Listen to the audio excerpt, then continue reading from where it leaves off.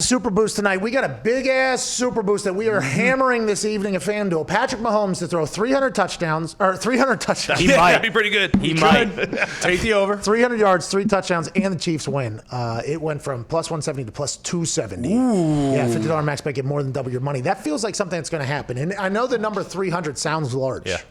But if you look at anything that they did last year, and if you look at the betting trends for Super Bowl winning teams or Super Bowl winning quarterbacks in home field advantage in the opening night, I mean, the Super Bowl winning quarterback normally wins the game. That is just how it goes. Now, I remember the Eagles a few years ago, they just shit the bed. You remember that? Oh, yeah. And the fans were booing. The Eagles fans who were so passionate, they just shit the bed. The Eagles shit the bed, and the fans were booing them on their Super Bowl banner celebration night. I mean, that is just the most Philadelphia thing of all time. Aside, I'm not even going to bring up what they did to Santa Claus. I'm not going to talk about my situation I had with them when it was the first game back after my suspension for an alleged event, and I got a chance to see the entire wide range of a Philadelphia Eagles fans' emotions, where I was welcomed with open arms at the beginning of the game. One Philadelphia Eagles fan actually said to me, like, hey, there's nothing wrong with having a few of these and going for a swim, and then chugged his beer, okay? And that was an entire section, like, cheering for me. I'm like, thank you. I had a good punt. My first punt back, pin him at the 1. I come back. That same person is yelling at me, telling me to go fuck myself.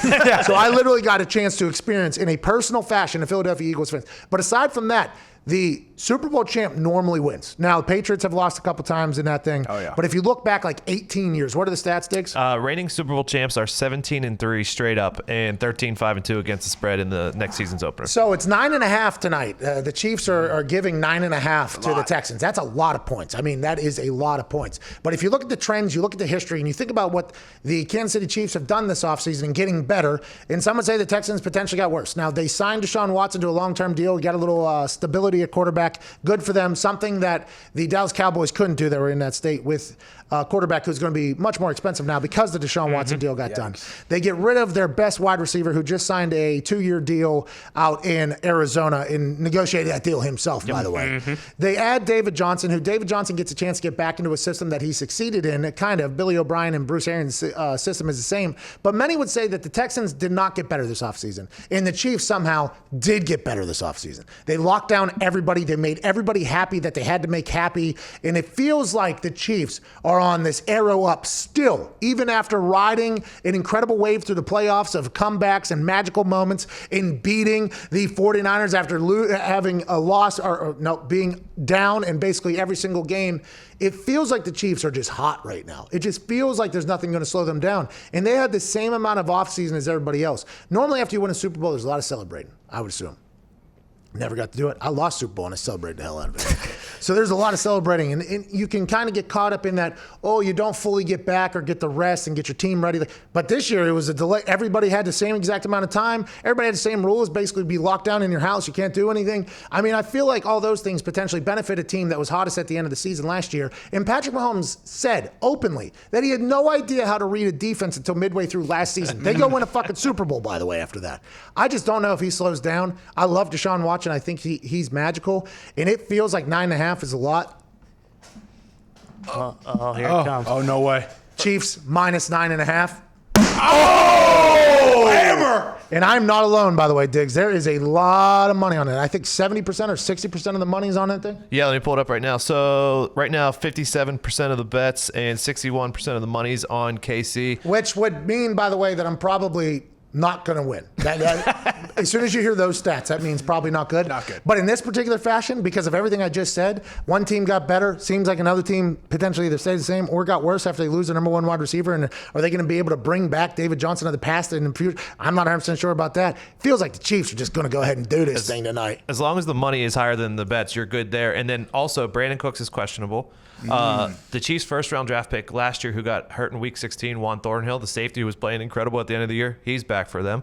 I mean, I think Patty Mahomes is 7-0 against the spread in his last 7 games. How about that? That's why they had it at 9.5, by the way. Yeah. It was probably supposed to be like 6.5 or something like that. And they're like, this fucking son of a bitch. So he go ahead and up that thing 3. 9.5 is a lot, especially on opening night. We have no idea what to expect. There'll be 17,000 fans in the Kansas City Chiefs Stadium. There'll be a much different environment. Who knows what's going to happen before the game, during the game, after the game. But I do know, off the field I'm saying, but I do know that they're going to win by at least 9.5. I feel good about it, too. I'm going to come in tomorrow undefeated in NFL picks. Our super boost is going to hit over there as well. I mean, we're just going to come in just swimming into money to start this whole thing early. Feels good knowing that you're going to win cash going into the It does. We've talked about this game tonight, obviously, because we're excited. Thursday, September 10th, 2020, big-ass day. The NFL is back. Woo! The NFL, since the beginning, has said, we're not changing anything. We're going to have the draft when we have the draft. We're going to have this when we have this. We're going to have the season when we have the season. Now, there's only going to be 17,000 fans in the stands tonight whenever the banner's dropped or whatever it is, and they have the whole thing for the game. But I feel as if this is going to be a blowout tonight, AJ. I think the Chiefs are going to blow out the Texans. And I could eat my words tomorrow, potentially. And I know that there's a brand new audience listening to me, and I just said that I know my shit about football, so go ahead and listen to it. But the more and more I think about it, the Chiefs got better this offseason. The Chiefs kept their core around 18 of 22 starters. In an offseason like this, I think familiarity with each other is crucial. It's paramount at this point. The Texans have either gotten the same or worse at this point. It just feels like we're potentially set up for a blowout here.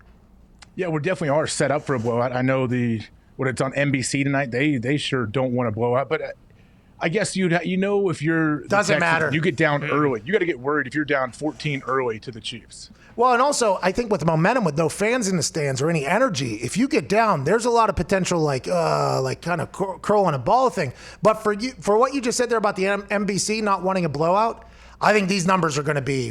They are going to be massive tonight. They will, but they want them to stay all 4 quarters. And if it's a blowout, people will start to turn it off unless you have a bunch of money on the game. Which we do here. Yeah. We do have a lot of money on the game. 9.5 is the spread tonight. How do you feel? Texans plus 9.5, Chiefs minus 9.5. I mean, I like the Chiefs, and everybody does. Okay. That's what we're talking about. It's not good. That's not good. That's not good, AJ. No. We all agree with Terrible. that. It's not good. You're right. It does make me worry when it's like, oh, yeah, of course the Chiefs are going to win this one. Of course the Chiefs are just going to roll through the regular season and win another Super Bowl. We know how difficult that is, how many things have to fall in place. But I think at least week one, when you look at everything involved, you're right. The continuity, the fact that they were able to keep everybody around, they're not counting on a bunch of young guys that they are unproven to make a bunch of plays tonight. And the Texans do have a lot of new pieces that the coaches and the GM, the scout, everyone there are going to be like, all right, well, let's see what we got. Let's see if we got better. We don't know. Dante Hall joined us last hour, and he said all the reports coming out of camp. He got a Super Bowl ring, by the way, for being an ambassador of the Kansas City Chiefs, which let's go Colts. Let's go Colts. Awesome. Let's go Colts. Let's see if I get a Super Bowl ring that I didn't earn. I mean, that's something that should be on my Help design it, maybe. Just put that son bitch right here. I will do. He said that all the reports on training camp are like competitive. They're adding shit to the playbook as opposed to just restarting the playbook. I mean, he said all reports coming out of camp is like all systems are go right now for the Kansas City Chiefs.